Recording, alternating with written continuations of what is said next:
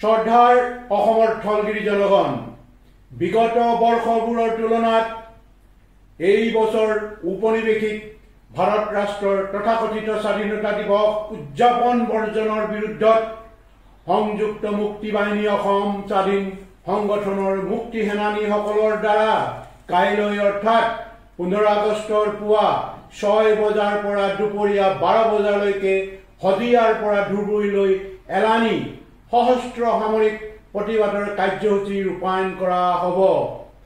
সেয়েহে জাতি ধৰ্ম বৰ্ণ আৰু আবাল বৃদ্ধ বনিতা নিৰ্বিশেষে কাইলৈ তথা 15 আগষ্ট দিনটোত সকলো ধৰণৰ চৰকাৰী বেচৰকাৰী কাৰ্যসূচী ৰাজহুৱা স্থানত সমাগম পৰিহাৰ কৰাৰ উপৰিও পুৱা 6 বজাৰ পৰা দুপৰীয়া 12 বজালৈকে ঘৰৰ চৌহদৰ বাহিৰলৈ নোলাবলৈ শ্ৰদ্ধাপূৰ্ণ আন্তৰিক অনুৰোধ জনালো।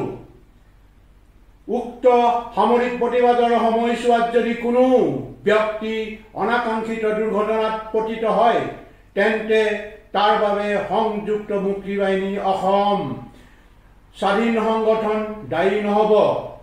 স্বদেশ আৰু স্বজাতিৰ জন্মগত ৰাজনৈতিক স্বাৰ্থৰ হেতু থলগিৰি জনগণে এই সময়ছোৱাত সামান্য কষ্ট ত্যাগেৰে সহযোগিতা আগবঢ়াব বুলি আশা ৰাখিলোঁ।